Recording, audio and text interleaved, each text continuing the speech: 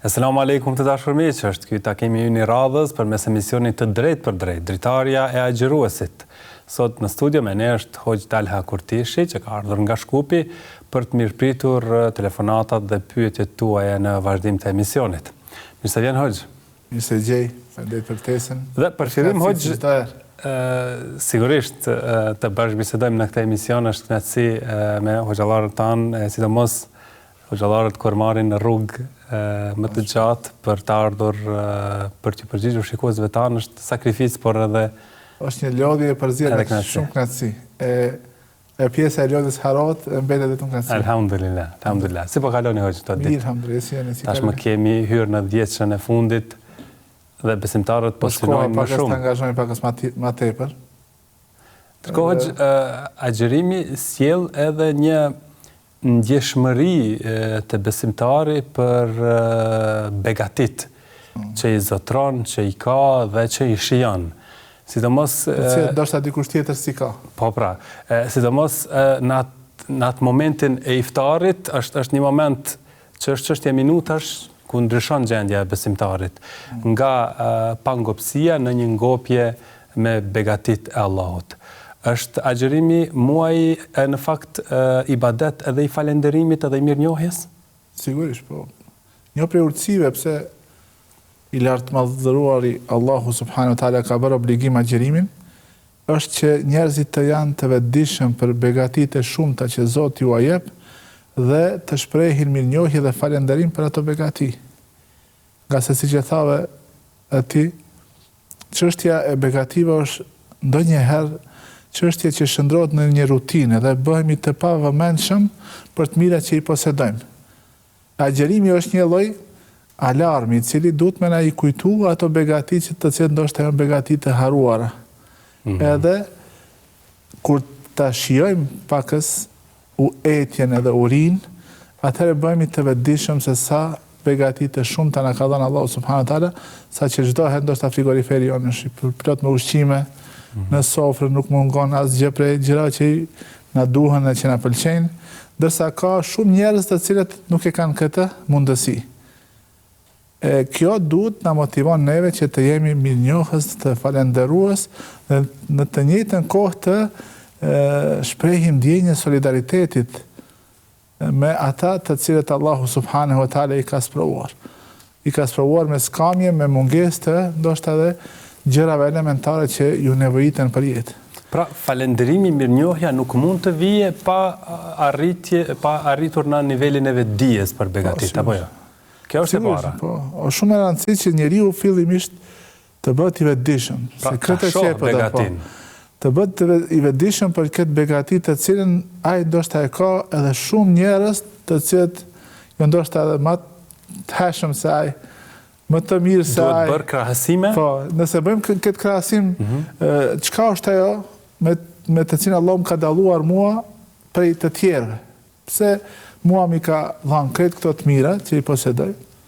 Edhe në përgjithësi ato kushtet e jetës që i kemi në vendin tonë dhe gjëra tjera, nëse i krahasojmë me disa vende tjera, për shembull vendet në Afrika, po e shohim se sa neve Allahu subhanahu wa taala na ka dhënë begati, për të cilat ndoshta për një çast, për një moment nuk kemi të vetëdijshëm dhe nuk kemi mirënjohës ndaj tyre. Momenti i vetëdijes është shumë një moment i rëndësishëm që e nxit besimtarin që të shprehë falënderim. Falënderimi më i mirë është ai kur këto begati që Allah na jep, sikurse shëndeti, sikurse është domethënë jeta që na ka dhënë në këtë botë, mundësia që me arrit muajin e bekuar të Ramazanit, t'i shfrytëzojmë në mënyrën e duhur dhe mos të lejojmë që na i grabitin ato që nuk na e den të mirën. Neve kemi shumë njerëz grabitçar, të cilët mundohemi që të na vjedhin atë gjën që e kemi më me vlerë. Koha. Shumë prej dietarëve të gjeneratave të para e kanë vlerësuar tej mase kohën. Nuk kanë lejuar që dikush t'ua merr kohën, edhe është ndoshta transmetimi i njohur për ty, kur një prej dietarëve të selefit i thot njërit, nëse do me bisedu me mu, ndale diellin, që mos të lëviz. Se, do të thonë, kur nuk lëviz dielli, do në koha ndalet. Ajo është diçka e cila është e pamundshme në këtë jetë me këto ligjet në gjithësi që i ka vendosur Allahu subhanahu wa taala. Prandaj, ata e kanë shmuar kohën, i kanë shmuar begati që Allahu ka dhënë edhe e kanë praktikuar në mënyrë të përpikt rregullin që e ka vendosur pejgamberi sa. Shikoni ata që janë poshtë juve, mos e shikoni ata që janë mbi juve, se në këtë mënyrë do të jeni shumë më mirënjohës për begatitë e Allahut. Nga njëherë kjo e dyta vjen shprehje shumë për shkak të mungesës së vetdijes për begatitë që kemi. Pra krahasohemi me ata që janë më lart në çështjet e dynjas. Ndoshta ne i kemi disa begati që ata nuk i kanë. Unë isha duke biseduar. Qetësinë shpirtërore, shëndetin. Isha duke biseduar me një politikan, i cili është tash në një pozitë lartë në Maqedoni, në Maqedoninë e Veriut. Edhe tha, ka humba jo jeta private imje. Nëse dëshiroj të dalë, ta bëj një shëtitje me familjen time, nuk e kam atë mundësi. Patjetër me pas truprojet që e shikojnë, e kontrollojnë vendin, përse pra elementi siguri dhe privatësi. Para mendoj që në zyrën e tij nuk ishte lejuar që t'i hapin perde, që ta shikojnë, që t'hin dielli, rrezet e diellit. Pse?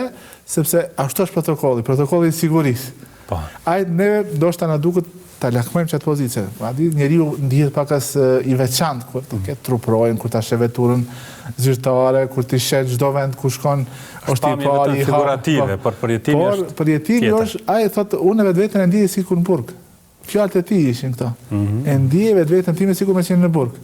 Burg i cili është pakas më tepër në një nivel të lartë të luksit, që i kemi të gjitha, por askund nuk mund të lëvizi pa leje. Sikur se në burg, njeriu nuk mund të dalit nga burgu përveç se leje.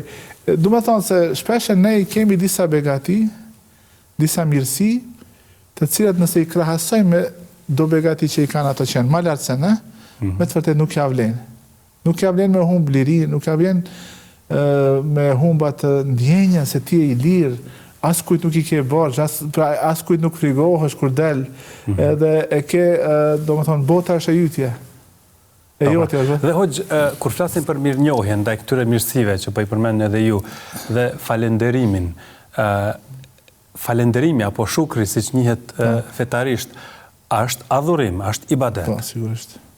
Allahu subhanahu wa taala i drejtoi Davudit alayhis salam dhe familjes së Davudit. Davudi alayhis salam është në të njëjtën kohë edhe mbret, pushtetar, edhe është i dërguar i Zotit. Edhe në të njëjtën kohë, duke ushtruar atë postin e mbretit, ai merret edhe me prodhimin e parzëmorreve dhe me gjërat që i nevojitën një ushtarit. Edhe Allahu i thot atij në Kur'an, i amalu ala Davude shukra. Veproni, shukri apo falenderimi është mënyra praktike shprehjes së mirënjohjes ndaj Allahut subhanahu wa taala, nëpërmjet adhurimeve, nëpërmjet përdorimit të atyre gjërave për të fituar shpërblime tek Allahu subhanahu wa taala, dhe nëpërmjet mënyra tjera me të cilat ne praktikisht e shprehin falenderimin dhe mirënjohjen tonë ndaj Allahut xhaleshanu xhaleshanu. Dhe Davudi shukri është një prej ibadeteve të zemrës, prej ibadeteve më të vështira. Një dietari ndan kështu ibadetet, kemi ibadetet e lehta që janë ibadetet e jashtme, namazi, agjerimi, gjëra tjera që janë lidhura me diçka që është malet e arritshme, ndërsa ibadeti i shukrit, falendrimit me zemër, që në fakt aty fillon, se është edhe me gojë, është edhe me vepra, por nëse ai falendrim nuk buron nga zemra, nëse nuk buron nga bindja, se kjo është begati që është vetëm prej Allahut. Sot duke lexuar tefsirin, komentin e surës El-Qadr, ku Allahu xhaleshanu thot inna anzalnahu fi lejletil qadr. Edhe pastaj pejgamberi sa thot se kush e kalon natën e Kadrit në namaz duke fal me iman, dietarët thënë ky iman që është kjo bindje, ky besim ka të bëjë që ajo është i bindur se kjo natë i ka ato veçori dhe ato mirësi të cilat i ka përmendë Allahu subhanahu wa taala, prandaj për këtë shkak edhe për të arritur kënaqësinë e Allahut, ai e bën këtë namaz. Domethënë imani i tij është buron nga zemra. Ajo shprehja e falënderimit dhe mirënjohjes duhet të buron nga zemra, nga bindja se këto që i posedojmë dhe që na i ka dhënë janë prej Allahut subhanahu wa taala. Vërtet janë prej Allahut. Vërtet janë prej Allahut, edhe ne në këto çështje ndoshta e kemi atë ndikimin me anë të shkakut apo sebepit, se njeriu kur punon është natyrshme që ai të pret edhe pagesën për atë punë që e bën, ose nëse merret me ndonjë zanat edhe fillon dhe prodhon diçka, është natyrshme se këtu ka pjesë edhe ajo që është aftësia e tij edhe zanati dhe ustallëku i tij, por në përgjithësi asgjë prej këtyre nuk mund të ndodhë nëse këtë nuk e lejon krijuesi janë Allahu subhanahu wa taala. Prandaj falëndrimi është një ibadet shumë madhështor dhe shumë i rëndësishëm, për të cilin çfarë thot Allahu në Kur'an, wa qalilun min ibadiy shakur. E shumë pak prej robërve të mi janë vërtet falëndërues dhe mirënjohës. Po pra, dhe linja është e hapur për telefonuesit, po doja edhe pak kohë të ndalemi te çështja e zbatimit të kësaj vlere, pra falënderimit përmes veprave, si bëhet? Pra, përmende burimin e ka në zemër, por praktikisht? Për shembull, nëse Zoti ta jep një begati, ta jep shëndetin, ta jep forcën fizike, falënderimi është nëse atë forcë ti e përdor për ndonjë vepër që e do Allahu subhanahu wa taala. Për shembull, je i aftë të qëndrosh në këmbë, qatë, e ki forcën edhe energjinë që të falish namaz. E ke shëndetin, ta mundson që ta falish namazin në domethënë gjatë kohë. Shprehja e falënderimit është që këtë ti përdorish për namaz për shembull, ose ta përdorish këtë forcë që Allah të jep duke ndihmuar në ndonjë çështje të drejtë. Pra, përdorimi i drejtë i mirësive. Sigur. Nëse Allah të ka dhënë për shembull të fitosh ke shumë para, pasuri të madhe. Prej falënderimit është që ti ato ti përdorish në gjëra që Allah i dhan. Nuk është falënderim nëse dikush fiton, nuk e kontestojmë mënyrën se si e ka fituar. Do të e ka fituar në mënyrë të lejuar, por i shpërdor ata apo bën harxhime të cilat nuk i kanë hije një besimtarit. Allahu xhashan Kur'an kur flet për ata që e shpërdorin edhe e shpenzojnë në mënyrë të pamenduar pasurinë e tyre, mubedhirin i quhen ikhwan shayatin, vëllezërit e djajme. Prandaj atë pasuri pse mos më ndonjë pjesë për më dhënë sadaka, një pjesë për më bënë ndonjë projekt të hajrit, një pjesë për më stipendu, domethënë ndonjë nxënës të talentuar, apo më bënë një projekt i cili është për të mirën e shoqërisë, e cila me siguri do të kthehet, se një prej kuptimeve të fjalës zeka është numu, rritje e vazhdueshme. Dhe pejgamberi sa na ka thënë, "Ma naqasa malu min sadaka", asnjë nuk ka shpakuar një pasuri nga e cila është nxjerr sadakaja. Kjo është domethënë mënyra praktike kur ti Allahu ta ka mundsuar që ti fitosh, atë ti e nxjerr nga ajo pasuri atë që është më e mira dhe më e vlefshme për me ndihmu ndonjë çështje të hajrit në këtë botë. Pra shumë çështje e rëndësishme, falënderimi dhe mirënjohja. Shumë rëndësishme. Ndërkohë ne do të vazhdojmë tani, mirëpresim telefonatën e parë. Alo? Alo, none? Alo. E kam vjerën 7-6 vjeçorja, ka nisë. Nuk po dëgjohet. Apo më dëgjon? Shumë pak.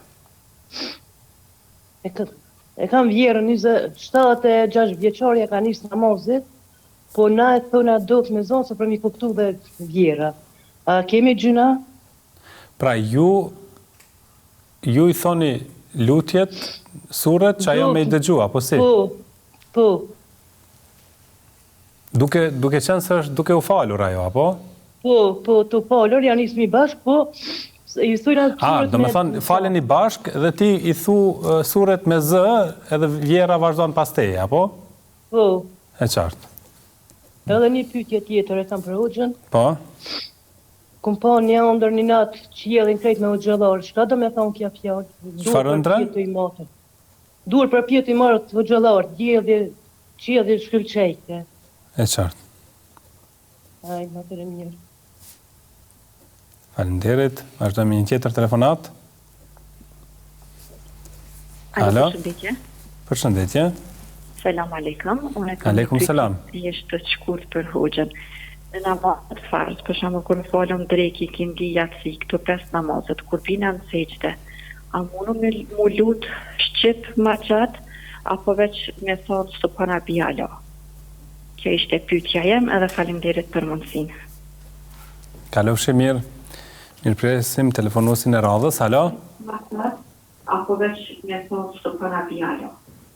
Lutem, a mundesh me përsërit pyetjen edhe një herë sepse nuk e dëgjuar në studio?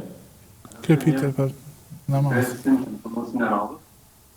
Më duket është inkuadru telefonata dhe ka folur sa ishte në pritje. Alo? Po? Lutem, largohu prej televizorit.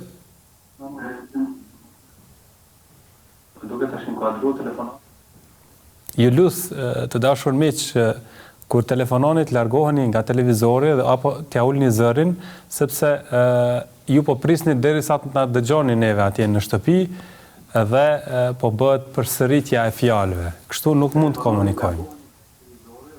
T'ja ulni zërin, sepse pra, sikur po e vreni, po te zgjatet kjo çështje. Po na vjen keq, u ndërprej telefonata, do të mirëpresim telefonues tjerë. Kur do të kemi, ndërsa ne do të vazhdojmë me përgjigje. A bën thot falmi bashkë me vjerën, me zë, derisa ajo të mësoj prej sureve. Po, nëse është situata e këtillë ku personi ka vështirë që t'i mëson apo nuk ka mundësi që apo nuk i ka mësuar lutje që i nevojiten për namaz, lejohet në fillim derisa ta mëson që bashkërisht apo duke i përsëritur me zë, apo duke lexuar prej fletës që ajo ta fal namazin në atë mënyrë. Edhe pse për një grua e cila është në këtë moshë 76 vjeçare, do shta mjafton që ajo vetëm t'i mësoj ato gjërat elementare, tekbirin, lutje që e bën në ruku, në sejdë, me qëndru në këmbë, me i plotësu ato që janë shtyllat e namazit, e për tjerat, inshallah, me kalimin e kohës, nëse Allah i jep shëndet edhe mundësi, ka mundësi që ti mëson edhe ti zbaton. Edhe pse, me qëllim të mësimit lejohet që të praktikohet ajo mënyra që është më e suksesshme, që ajo më lehtë ta mëson atë që i nevojitet për namazin e saj. Ndërsa ëndrat, unë nuk kam njohuri për komentimin e ëndrave, edhe shpesh kur më parashtrojnë këtë pyetje, dhe ta gjenë dika që me të vërtet ka edhe njohuri edhe ka, do të thonë, atë që i nevojitet për njeriu që ti komenton ëndrat. Qartë, a bën me lut shqip në sejdë? Nëse namazet e farzit, dietarët kanë thënë se në namazet që janë farz, nuk rekomandohet që lutja të bëhet në gjuhën tjetër përveç në gjuhën arabe, sepse është ekskluzive forma e namazit e lidhur me gjuhën arabe. Ka disa dietarë që e kanë lejuar edhe përdorimin e gjuhëve tjera në namaz, por mendimi që është më autentik, që është ose në këto namazet që janë farz, recitat e namazeve farz, në ato përdoret ekskluzivisht arabisht. Ndërsa në ato që janë vullnetare, lejohet që në sejdë të lutemi edhe në gjuhën tonë anëtare për gjëra që i kemi dëshirë apo që i drejtojmë Allahut me lutje. Qartë. Do të vazhdojmë me një mesazh, thotë, a lejohet me ndru destinimin e zekatit pasi që e ke dhënë? Pasi që e ke dhënë zekatin, me ndru destinacion, në çfarë aspekti? Nuk ka dhënë sqarime, ndoshta ka vendosur një herë, pastaj ka ndru mendjen se kujt ja jap. Shikon, nëse nëse ti e ke bo pronar personit të cilit ja ke dhënë zekatin. Pra, e ke dorëzuar? Ja ke dorëzuar, atëherë këtu nuk ka më kthim. Nuk ka mundësi që ti thosh se tash po kthemi se e kam ndrumendin, se ai vetëm se është bo pronari i asaj. Nëse ai është me të drejtë pronari i asaj, është bën pjesë të ato kategoritë që i ka përmend Allahu xhaleshano, ose kategoritë të cilave ju takon zekati, në këtë rast ai nuk ka të drejtë që ta bën ndrymin apo ndryshimin e destinacionit.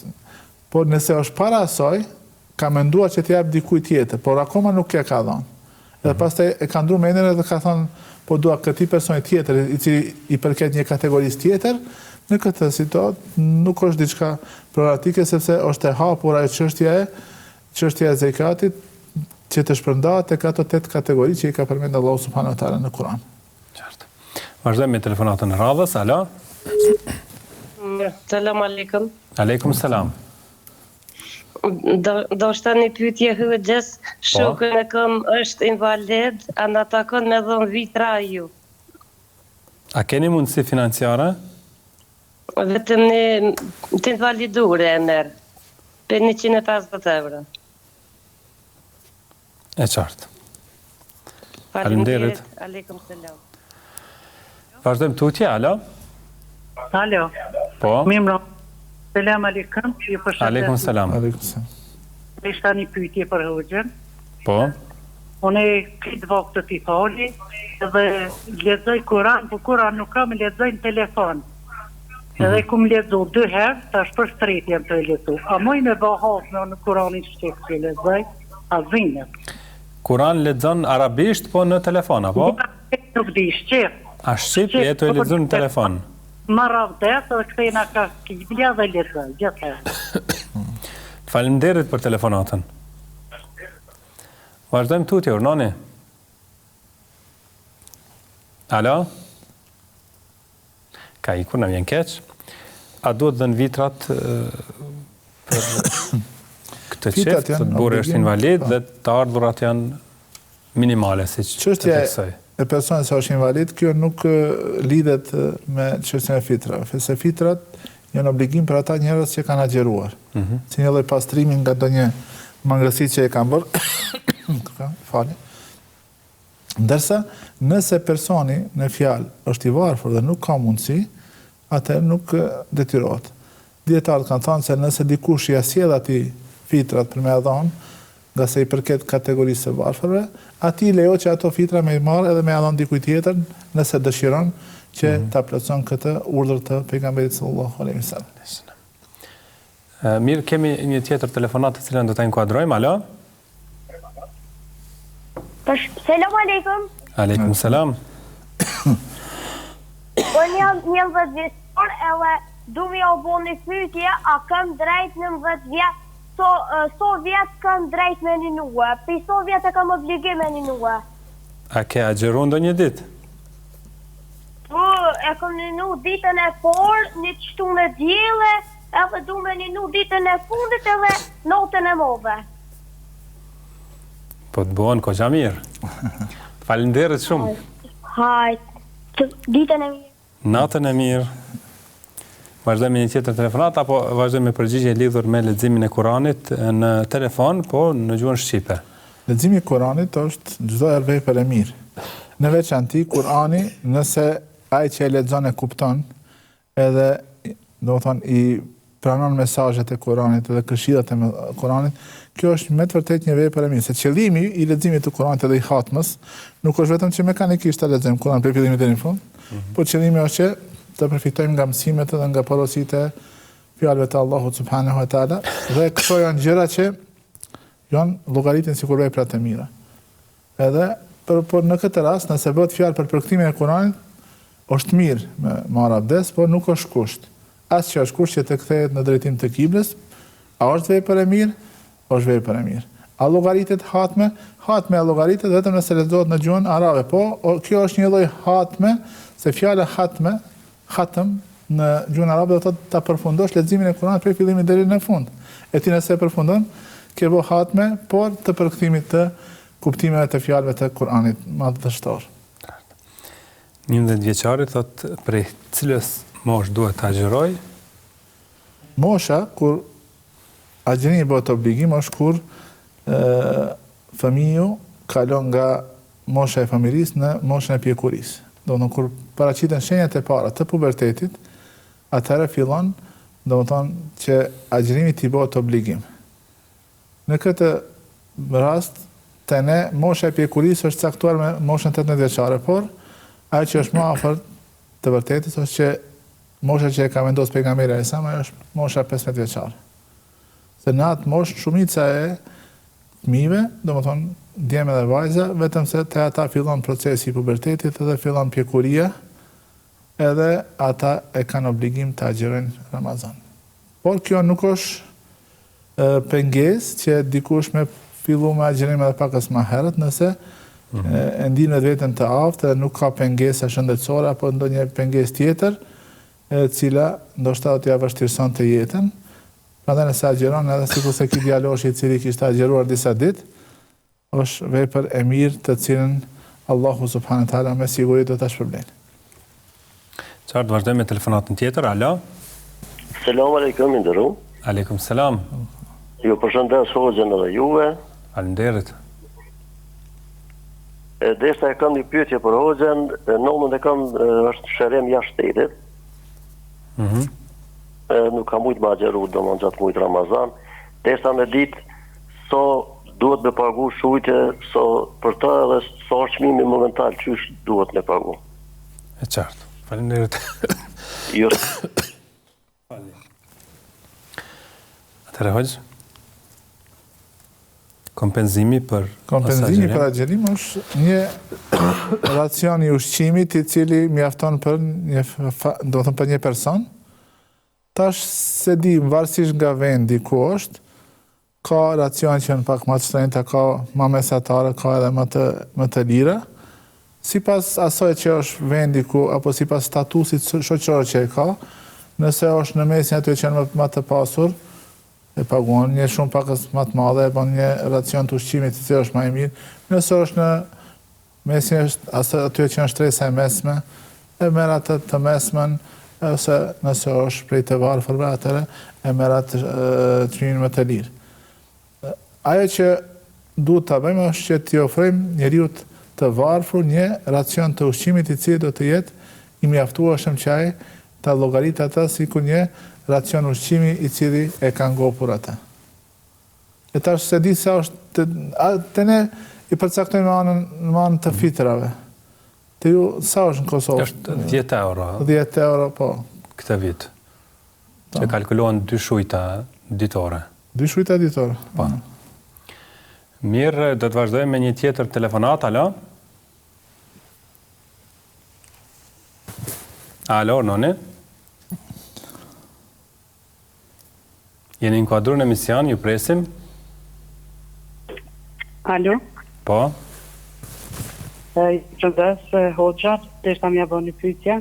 Po. Jemi 6 motra, njëna prej atyre na ka hasmu me zveti, duke rrajt ato sikur unë kom folë, sikur kështu edhe ka 4 vite që me zveti si na ka mirë, tash I kina kuptu krejt çka na ka bajo, po du me di çka na nuk mujna me largu se e kina motot, prap, nuk të di që shmija bo.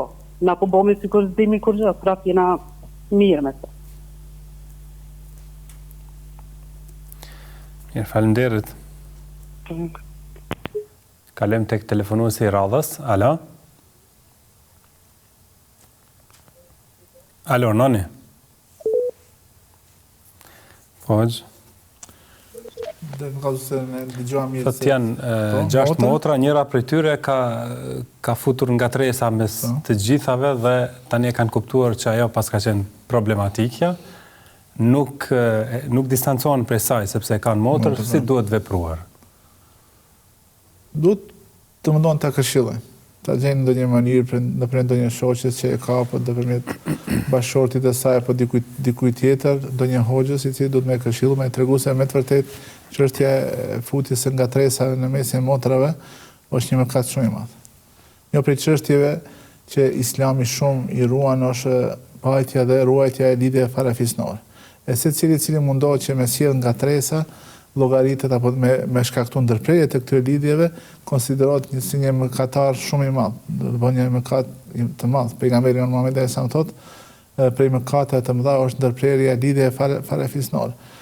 Edhe në këtë situatë është mirë që të këshillohet apo të gjejë ndonjë mënyrë se si ta parandalojnë atë veprimtarinë e saj destruktive dhe që shkakton përçarje, dhe në të njëjtën kohë të mundohen që me I tregu në mënyrë praktike se ne jemi motra, ne duhet, nuk na ka hije që kështu me bo nga tresa mes neve, apo zënkat të pakuptimta apo konflikte, edhe të gjejnë ndonjë mënyrë e cila ndoshta do të ndikon tek ky person, tek kjo motra e tyre, dhe ajo të ndalon këtë veprimtari. Se me të vërtet është një çështje shumë e pa kuptim për mua. Si ka mundësi që një motër mos me pas dëshirë me i pa motrat e bashkuara, tu komuniku me zveti, tu vizitu njëra me tjetën, duke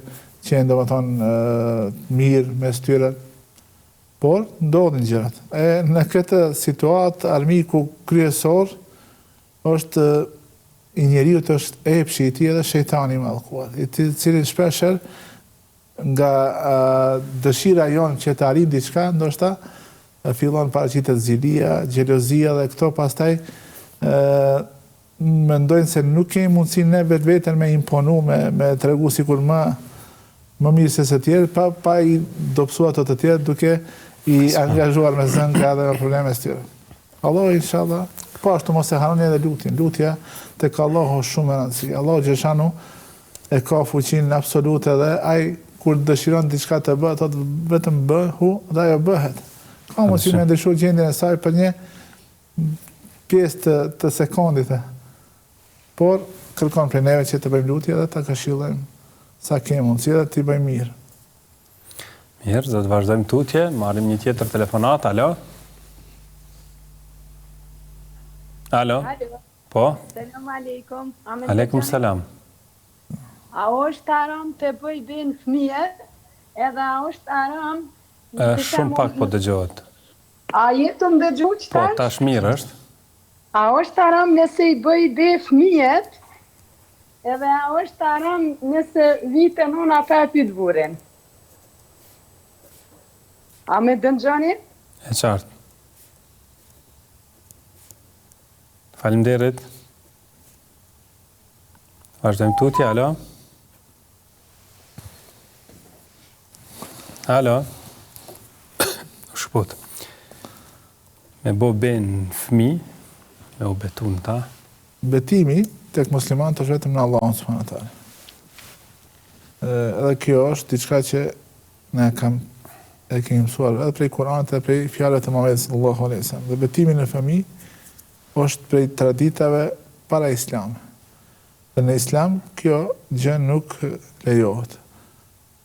Preferohet që njeriu mos më betu shumë. Përveç në momente kur me të vërtet ka nevojë që të betohet. Por nëse vjen situata që ajo ka patjetër të betohet, atëherë betimin e bën vetëm në Allahun subhanahu wa taala.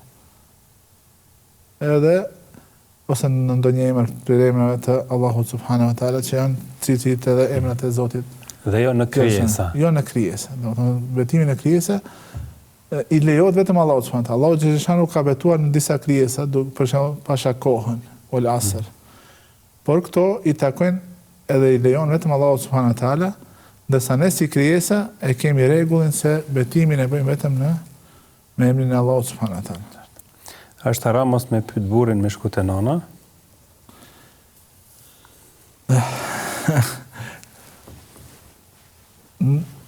Ajo që duhet me qenë e pranishme në çdo familje është mirëkuptimi dhe komunikimi i shëndoshëm mes bashkëshortëve. Nëse burri yt në ndonjë mënyrë të ka tregu ty apo të ka dhënë ndonjë shenjë se ti mundesh me shku te nëna jote kurdo që dëshiron, edhe domethënë nuk ke ndonjë kufizim prej meje sa i përket mbajtjes së raportit me familjen tënde, në këtë rast kjo nuk mundet, domethënë nuk llogaritet se është diçka e ndaluar apo diçka që është haram.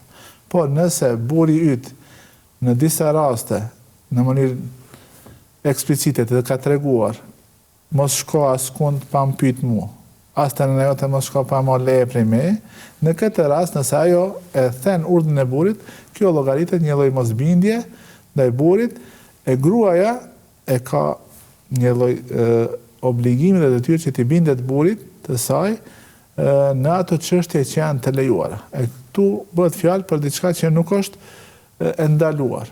Domthonë ai thjesht ndoshta don ta dëshmon autoritetin që e ka në shtëpi, edhe ka thënë se nuk dua që të dash prej shtëpisë pa marrë leje prej meje, dhe në këtë rast nëse ajo e bën këtë hap edhe e bën këtë veprim pa lejen e burrit, mund të llogaritet se është mëkat.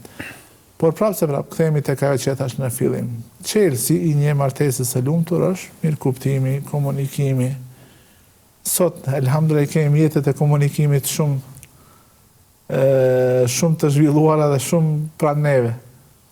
Çka i pengon asaj gruas që e thret burrin, nëse burri nuk është në shtëpi, në telefonat ja bën, i thot burr dua ta vizitoj nënën time, ti e din se sa është i madh haku i nënës, se duhet ta respektojnë dhe sa është gjatë.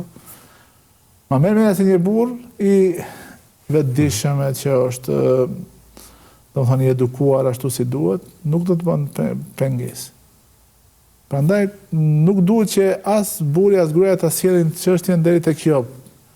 Mos dil pa ma le prej meje, ta tregon në mënyrë autoritative, por edhe gruaja nuk duhet që ta nënvlerëson autoritetin e burrit të saj, por duhet vazhdimisht që ta kenë një komunikim të mirëfillt, të shëndosh, i cili pastaj rezulton me një lumturi në martesë. Qartë. Vazhdojmë tutje, presim telefonues të tjerë, alo? Selam aleikum. Aleikum selam. Ata në di pyetje për Hoxhën. Po? Unë fali e në namaz natë e në këkejti fali, po veç hezdovi di. A puhet me qëto dofnë me i fali, a jo. E qartë, falenderit. Natën e mirë, selam. Natën e mirë. Kemi një tjetër telefonues, urnoni? Alo. Po? Jam prit me vetë, Hoxhën, si shumë në televizor. Tash po të dëgjon Hoxha, urna? Alo. Po, urnoni?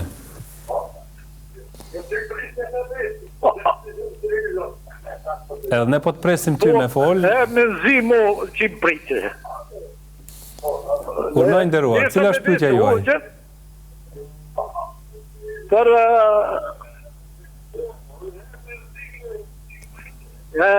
kështu ndodh kur nuk na dëgjojnë përmes telefonit. Të lutem, ndale televizorin, ndalja zërin televizorit, pastaj mund të flasim. A po në telefon. Po?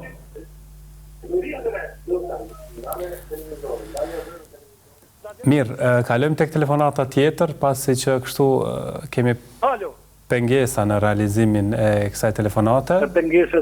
Për vitre desë me vetë, jënë do borgjës për jashta. Po? Desë me vetë, a kam obligim me lëmë vitre për Ramazan? Pra, ki borgje, a duhet me dhënë vitra?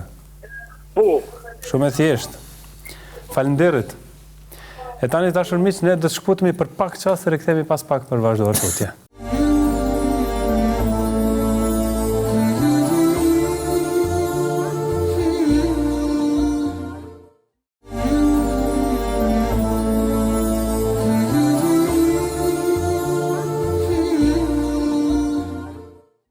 Do të vazhdojmë tutje të dashur miq këtë rrugtim përmes emisionit Dritarja e Agjëruesit me Hoxhën Talha Kurtishi. Do të mirpresim edhe telefonata të tjera. Kemi një tjetër telefonat, alo? Alo. Po?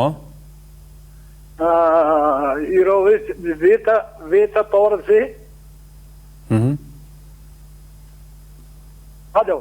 Cila ishte pyetja? Vazhdoni ju lutem. Veta porëzi për desë me vetë për vitre. Po. Tash për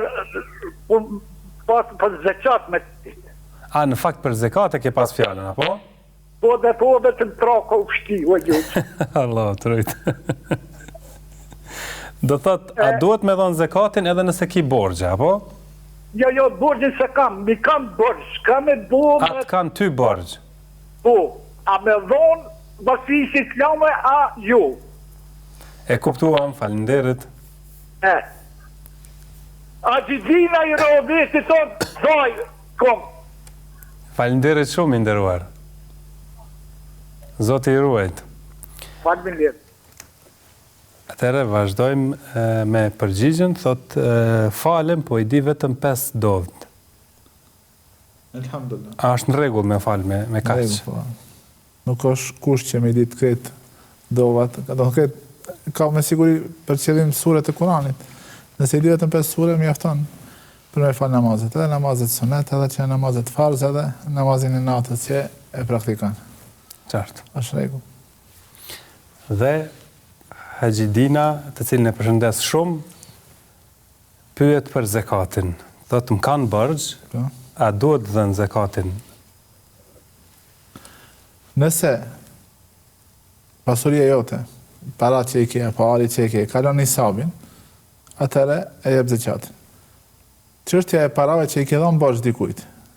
Nëse ekziston marrëveshje mes ty dhe personit të cilët e ke dhënë borxhin, që ai më paguajt zekatin e asaj pasurie, atëre ti nuk e ke obligim. Por nëse nuk ekziston kjo marrëveshje, ato para llogaritën se janë paratë tuaja, të cilat përkohësisht janë tek dikush tjetër. Kjo ka të bëjë me ato borxhe që shpresohet që të kthehen. Domethënë ka shumë gjasa që ato borxhe të kthehen. Por nëse bëhet fjalë për borxh i cili është shumë i vjetër, nuk dihet me siguri se ka shumë pak gjasa që të kthehet, atëre nuk paguhet zekati për atë, sasi apo për atë shumë. Edhe nëse ndodh që në të ardhmen që ai borxh të kthehet, atëre vetëm për një vit e paguan zekatin, sepse në këto vite ka pas dispozitën sikur një pasuri e humbur, sepse nuk e ke as ti, as që ka ai që ta ka marrë borxhin mundësi me ta kthye dhe kështu me radhë. Pra, vetëm se nëse borxhi është me marrëveshje që... Po, me marrëveshje, nëse ekziston marrëveshje që... dihet data se kur do të kthehet. Dhe kjo kalkulohet, ky borxh në pasuri. Po, kalkulohet se është pjesë e pasurisë. Po. E qartë. E ne do të vazhdojmë tutje, do të mirëpresim telefonatën e radhës. Alo?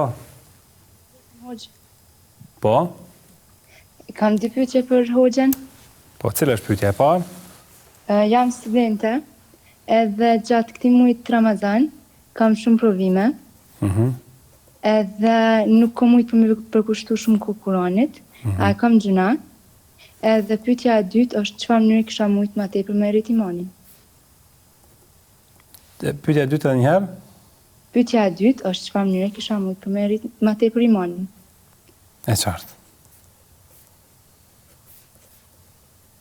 Vazhdojmë me telefonatën e radhës. Alo? Alo? Po? Selam aleikum. Aleikum selam. E kam nëse bon dy pyetje. Po, patjetër. A është lejume në për restorana me boj iftar për qef ku ka alkohol? Edhe gjinia femërore që s'janë beshur mirë me tesha, a është gjuna, është halal me agjeru? E qartë. Falenderit. Hajde. Ecim tutje. Alo? U shkput kjo telefonat, na vjen keq. Një studente e cila ka pasur shumë provime gjatë Ramazanit dhe e shqetësuar se nuk ka mundur të përkushtohet shumë ibadeteve. Elhamdulillah, Ramazani i ka veçoritë e vete. Është muaj i bekuar, është muaj në të cilin Allahu subhanahu wa taala i ka bërë këtë para kushte që njeriu të jetë më i fokusuar dhe më i përqendruar në adhurime. Por kjo nuk është pengesë që njeriu me vazhdu atmosferën e Ramazanit dhe pas Ramazanit. Sepse edhe pas Ramazanit kemi mundësi me agjeru. Edhe pas Ramazanit kemi mundësi me falë namaznate. Edhe pas Ramazanit jo që kemi mundësi, por e kemi obligim që t'i përkushtohemi Kuranit.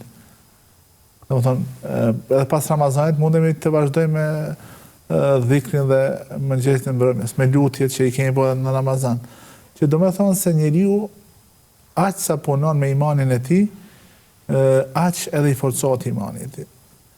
Duke ripërtri ibadetet, do me thonë këto që i ka falë që i ka bërë në Ramazan, apo nuk i ka bërë në Ramazan, ka mundësi që t'i bërë edhe jashtë Ramazanit, kur është më e lirë, kur ka më tepër kohë, atëre i përkushtohet edhe namazit natës, edhe leximit të Kuranit. Leximi i Kuranit duhet me qenë lexim me përkushtim dhe lexim me meditim rreth ajeteve. Kurani subhanallahu shumë ndikon në forcimin e bindjes tek njerëzit në veçantë ku lexohet me kuptim apo ku lexohet ndonjë komentim ndonjë tefsir i Kuranit apo dëgjon ligjërata ku shpjegon kuptimet e ajeteve të Kuranit dhe këto ndihmojnë Prandaj këtë motër e këshilloj që me vazhdu edhe pas Ramazanit, ato shka nuk ka pas mundësi me i bon në Ramazan, t'i bon edhe jashtë Ramazanit, të përkushtohet të jetë e përqendruar në namaz, në lexim të Kur'anit, në lutjet, në agjerim. Dhe kretë këton dikojnë në rritjet e imanit. Janë një lloj mbushje të imanit. Si që është e pyetja e dytë. Po. E kjo është çështje shumë e rëndësishme, se dietarët kanë thënë se shenja se Allah e ka pranuar një vepër të mirë është nëse njeriu vazhdimësia e saj. Të vazhdimësi në atë vepër edhe pas Ramazanit. Edhe qëllimi është i këtyre ibadeteve, këtë është që të arrijë devotshmëria.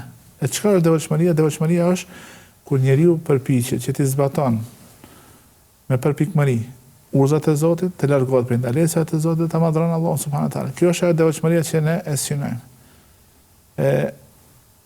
Ramazani është një mundësi e artë, që nuk duhet ta humbim ne, por nëse kushtet e jetës ne e vështirësojnë, elhamdulillah, ne e kemi edhe para neve edhe kohën tjetër, ku ne nuk jemi adhurues të Ramazanit, po jemi adhurues të Allahut subhanahu wa taala. Allahu është Zoti ynë edhe jashtë Ramazanit. Po pra. Iftarët në restorant, ku aty ka edhe alkohol, kjo është mendimi im personal, pse dihet se besimtari i cili ka mundësi të zgjedh mes restoranit që ka alkohol dhe nuk ka alkohol, e ka obligim që me bojkotua restoranin ku ka alkohol dhe mos me shku në vendi ku shërbehet alkoholi dhe me shku në ndonjë vend ku nuk shërbehet alkohol. Sepse kjo është një detyrë fetare, se ne me paraqitjen tonë në restorane ku ka alkohol apo ka gjëra të ndaluara, e bëjmë një lloj aprovimi të asaj dukurie, ndërsa ne si besimtar ne nuk duhet ta pranojmë atë si diçka normale dhe rëndom. Ne ndoshta nuk e kemi as pushtetin, as forcën që ta ndalojmë alkoolin për ata njerëz që e konsumojnë, por ti si besimtar, nëse ke zgjedhje, nuk je i detyruar, e detyrimi është edhe ai vlerësohet sipas situatës, nëse nuk je i detyruar me shku në atë restoran. Edhe ke mundësi tjera, alternativa tjera ku nuk shërbehet alkohol, atëherë kjo është me të vërtetë e pa kuptim se si një besimtar e zgjedh një restoran ku ka alkohol, ndërsa e braktis në një restoran i cili është pa alkohol dhe pa gjëra të ndaluara që i ndalon feja. Mendoj se ne si besimtar duhet të vedisohemi edhe me një lloj bojkoti të këtyre restoranëve, ndoshta kena me ndikuar që ata të largohen nga ky haram dhe nga kjo ndalesë. Pyetja tjetër thotë, është në rregull agjërimi tek femrat të cilat veshën nuk e kanë të rregullt? Këtu bëhet fjalë për dy gjëra të ndryshme. Gratë muslimane që janë në moshën e pjekurisë kanë obligim që ta mbulojnë trupin e tyre me hijab. Dhe kjo është një detyrë nga ky aspekt. Aspekti tjetër është se agjërimi është obligim për gruan muslimane, edhe ajo që është me mbulesë, edhe ajo që nuk është me mbulesë. Prandaj nuk ka pengesë që ata të mos agjërojnë, apo të themi se nuk e keni atë agjërimin në rregull. Në veçantë nëse ata ndoshta edhe falin namazin, ndoshta edhe bëjnë ibadetet e tjera, por e kanë një situatë të veçantë, ta quajmë kështu, ne nuk e kanë akoma mbulesën, por duhet ne vazhdimisht i motivojmë, se sa më tepër prej veprave të mira që i bën njeriu, kjo e afron pranë Allahut, e ndoshta Allahu xhaleshanuhu ja lehtëson çështjen e saj dhe një ditë edhe mbulohet.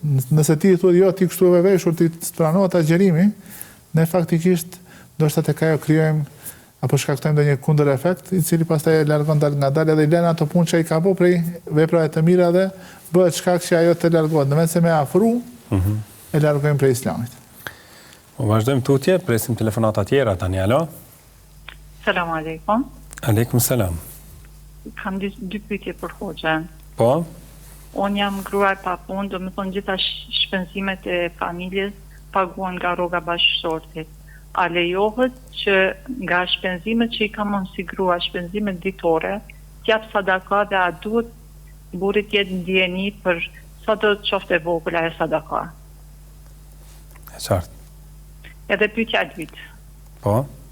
A lejohet t'jap sadaka për gabimet e vëllezërve ose motrave të mia, pa e ditur ata. Qartë. Aleikum selam. Kalofshi mirë, presim telefonatën e radhës, alo?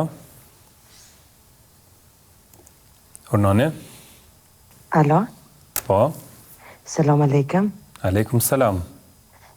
Dishta një pyetje për hoxhën nëse ban. Po, Urnani.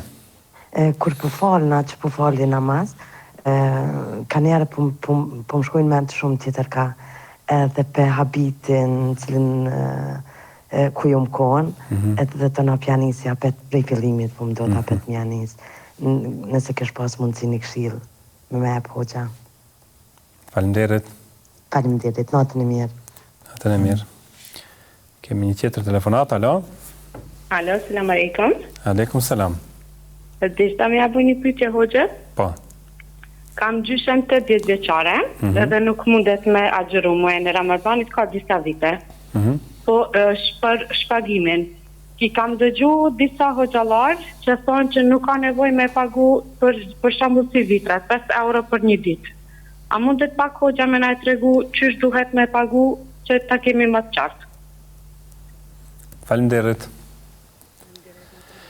Dhe të vazhdojmë tutje, mi presim një tjetër telefonat, alo? Alo? Po? Aleikum selam hoxh. Selam aleikum. Deshta me bo një pyetje për hoxhën, jemi një qytetar nga qyteti Podujevës, edhe kem problem, jem të një shtëpi, do me thonë shtëpinë e kena ndërtu vetna. Tash në shtëpi ku jetojmë na, nuk mënëm as me gjallnu, edhe dojtë e mi kanë me të pamartu. Tash nuk mënë të morin gjallë shtëpia, deshta me dit është prej magjive, a ka naj problem, edhe pyetja e dytë është, se doja jam ka pas frikë, kur ka në moshë ka gjatë vogël, ka pas frikë se u frikëzu prej njeriu të smur. Edhe tash ai shtresin nuk mënet me largu, nëse dikush i thot diçka e merr shumë ofër zemre. Sa vjeçar je ti? Unë jam 18 vjeçare. Qartë. Faleminderit. Atëherë hoxh, vazhdojmë me përgjigje. Kemi telefonata të tjera, por do të përgjigjemi fillimisht. Thot, a bën nga shpenzime ditore që ka, t'jap sadaka pa e ditur burri? Nëse ato ekziston brenda familjes një marrëveshje ndoshta edhe heshtur e pashkruar, se ato i takon asaj që ajo me i menaxhu gjatë ditës për argjimet, nuk ka asnjë pengesë që ajo t'i shpenzon ato para edhe për ndonjë lloj të lëmoshës apo sadakas që e jep. A bën thot me dhënë sadaka për të afërmit e saj, për gabimet e tyre, pa e ditur ata? Unë tash nuk e di, a bëhet fjalë për ndonjë shpagim, për ndonjë gabim? Nëse është ndonjë shpagim, ndonjë gjë që ata e kanë bërë, edhe për shembull, nëse nuk kanë agjëruar me arsye dhe ato do me shpaguar atë agjërimin, në këtë situatë është mirë që t'i lajmëroj. Po nëse bëhet fjalë nëpërmjet sadakas që ajo të bëhet shkak që Allah t'u afal atyre ato gabimet, kjo nuk ka ndonjë pengesë, sepse është prej sadakas që e jep ti për ndonjë të afërmit tënd, dhe një prej mënyrave më të mira për ta larguar ndonjë fatkeqësi apo ndonjë smundje është dhënia e sadakas. Shpërqendrimi në namaz dhe pas kësaj thotë e përsëris namazin. Namazi është kontakti joni drejt për drejt me Allahun subhanallahu teala. Prandaj njeriu para se të fillon të falet, duhet shumë mirë të përqendrohet, të mundohet që t'i largon çdo gjë që ndoshta e shpërqendrojnë atë apo ja largojnë koncentrimin nga ajo gjë në të cilën duhet me u koncentru. Në këtë situatë, nëse kjo gruaja, e cila u lajmëruth ka probleme të shumta, atëherë është shumë mirë që para se të fillojë të falet, të ndalet, do të t'i largon, t'i mendoj këtë edhe çështje çka ndoshta do t'i kishin paraqitur në namaz, t'i mbaroje atë gjitha analizat, pastaj të hynë në namaz edhe të jetë, do të thonë, përqendruar në faljen e namazit.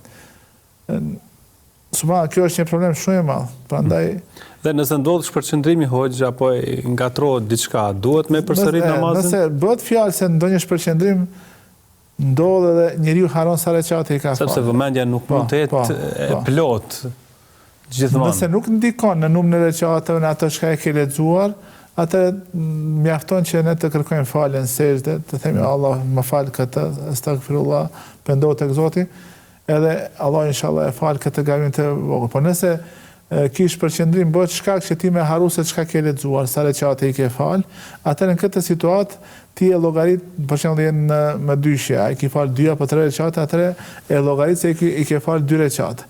Pastaj në fund e bën sehvi sejdë në haresë që një lloj kompenzimi për atë lëshim që e ke bërë brenda namazit. Në këtë mënyrë, nëse shpërqendrimi ka të bëjë me do të thonë ato obligime që i kemi në namaz, me shtyllat e namazit, atëherë duhet që të llogaritim çdo herë atë numrin më të vogël. Pra, nëse në fund të namazit hoxh e kalkulon shpejt dhe e din që ka falur 1 recat më pak, a duhet ngritet ta falë edhe 1 recat? Po e falë 1 recat e pastaj bën edhe sejdë. Edhe sejdë. Do të thonë, ajo tash është fund namazit, e tash nuk e din, ai ka fal 3 apo 4. E llogarit sikur ai ka fal 3, se çdo herë është numri më i vogël është më i sigurt, më afër. Edhe pastaj e falë 1 recat, edhe pastaj në fund e bën sejdë. Kjo është shpërqendrimi i cili ka vepër praktike pas tij. Qartë.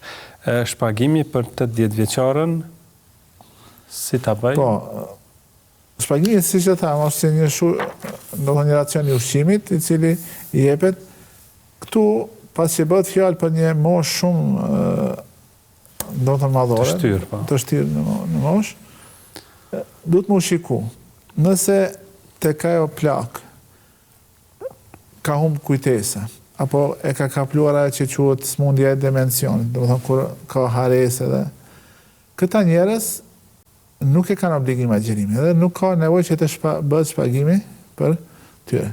Por nëse ata gëzojnë shëndet të mirë, do të kanë shëndet, edhe smundjet që i kanë, janë smundje kronike, por nuk ndikojnë në mënyrë se si ata logjikojnë, mendojnë, edhe do të thonë janë të kthjellë, ta themi me gjuhën. Në këtë situatë, për çdo ditë paguhet një racion të ushqimit, mund të kanë 5 euro, mund të kanë 10 euro, mund të kanë 7 euro, varësisht prej situatës. Siç e thash edhe më herët, nëse është stresa pak më e pasur, nuk është keq që më dhon pakës më shumë. Nëse është stresa më e varfër, mjaftohet me atë minimumin që është, për shembull 5 euro apo 4 euro, apo sa është e mjaftueshme që t'ia servojmë një racion të ushqimit në një njeriu të varfër. Qartë. Mungon, thot, gjallëria në shtëpi. Unë këtë gjallëri se ne kuptova se çka. Nëse e ka për qëllim se brenda familjes ndodhin probleme, ndodhin mosmarrëveshje, ndodhin konflikte, kjo është si zakonisht. Ka mundësi me qenë shkaku ose dobësimi i imanit tek personat që jetojnë në atë shtëpi, sepse njeriu me imanin e tij gjallëron. Allahu xhaleshanu në Kur'an e ka quajtur shpirt, i cili u jep njerëzve që të jetojnë një jetë të vërtetë dhe një jetë të kuptim plot. Prandaj këta duhet ta shikojnë se si e kanë gjendjen e tyre me detyrat fetare, me farzet, me Kur'anin, me sen. Po ashtu në të njëjtën kohë duhet ta shikojnë se mos ka ndonjë lloj magji që është bërë, ndonjë siher që është bërë në atë shtëpi. Vetëm e përmendi që nuk po ecën mbar, nuk po i shkojnë punët mirë. Shikojnë, nëse ne këtë punë t'i bëjmë si duhet, do të thonë jemi të përpikt në adhurime. E bëjmë përpjekjet tona. I bëjmë përpjekjet tona. Prap nuk ecën mbar, kjo është një lloj sprove. Ka mundësi me kanë sprove prej Allahut subhanallahu. Ka mundësi me qenë ndonjë lloj magji, po magjia nuk ka mundësi me pas efekt pa lejen e Allahut subhanallahu. Allahu është ka ndoshta mundësi me na sprovu. Edhe është mirë që këta njerëz me gjetë ndonjë njeri që është hoxh, që është besnik, që është se sot elhamdulillah kemi hoxhallar që bëjnë rukje në mënyrë të duhur, po kemi edhe shumë i quajmë në sharlatan që luajnë me ndjenjat e njerëzve dhe i mashtrojnë edhe i keq përdorin hallet e tyre dhe problemet e tyre. Prandaj Ma e mira e se mires është nëse ti dyshon se ka diçka në shtëpinë tënde, lexo Kur'an ti vetë. Lexo Kur'an, ose shloj Kur'an, ose bën dua. S'mane, edhe ju e keni pas tu në emision hoxhën e njohur Khalid Hipshi, i cili është ekspert në këtë fushë, thoshte se njerëzit janë shumë neglizhent ndaj lutjes, duaje. O Allah, a ka dikush mundësi me t'i zgjidh problemet si kur Allah s.a. Nuk ka askush mundësi. Prandaj drejto Allah, o Allah, kthej gjallërinë në shtëpinë tonë. Na kthej në rrugën e mall. Dhe insiston në këtë. Na lehtëso, dhe insiston, po përgjirohu. Tregoj nevojën tënde që e ke për Allah s.a. Po pra. Edhe do ta shohësh rezultatin. Përveç shtëpisë tyre, thot edhe te dajt nuk duket mbar vonesa në martesë, daja i friksuar, thot pra përshkrim traume. Pra, po në thamë, kjo çështje, nëse shkojmë në dialog të ndonjë person që merret me rukje, edhe ai thotë se kjo çështje nuk ka të bëjë me rukje, nuk është problemi që ka nevojë në një trajtim tjetër, tek psikologu apo tek psikiatri, atëherë nuk është marrë që me kërku. Subhanallahu, para 2-3 viteve, e lexova se sa problemi madh është depresioni në botë. Ishte fjalë për një gazetar i njohur i Ballkanit, i cili thoshte, kur dile prej emisionit, se emisioni i tij i njohur është në Kroaci. Kur shkruaj te shtëpia, tha, kisha frikë me kap dorëzën e derës që të hapi, edhe e thirrja shoqen time, që ajo nga brenda me hap derën. Ta nuk mundi me paramendu se çfarë depresion, çfarë frike kisha, çfarë stresi. Arsye nuk e disha. Derisa fillova, domethënë këto me psikoterapinë, me bisede, sent, fillova me gjetë ato mënyrat. Pra është hapur, ka filluar me kërku zgjidhjen për problemin. Njeriu nëse në këto situata mbyllet në veten e tij, kjo vetëm sa e vështirëson situatën, edhe problemet. Ndërsa nëse fillon edhe kërkon zgjidhje në mënyra të ndryshme, Allahu i jep zgjidhjen edhe largohet. Edhe një këshill për këto vëllezërit është asnjë vështirësi në këtë dunja nuk është afat gjatë. Allah në Kur'an thot inna ma'al usri yusra, pas vështirësisë vjen lehtësimi, me të vërtet pas vështirësisë vjen lehtësimi. Prandaj ka thënë Ibn Abbas, "Len yaglib al-usru yusrayn." Asnjë vështirësi nuk mund t'i di lehtësime. Lehtësimin para se me ndodh prova, edhe lehtësimin pas që ndodh prova. Dhe çdo këtë dunja është kalimtare, e Allah në lutim që të na lehtëson. Amin. Vazhdojmë, nëse është telefonata e fundit, do ta inkuadrojmë. Alo? Alo, Noni? Po? Alo? Po, Noni? Alo? Po ju dëgjojmë, Noni? Selam aleikum. Aleikum salam.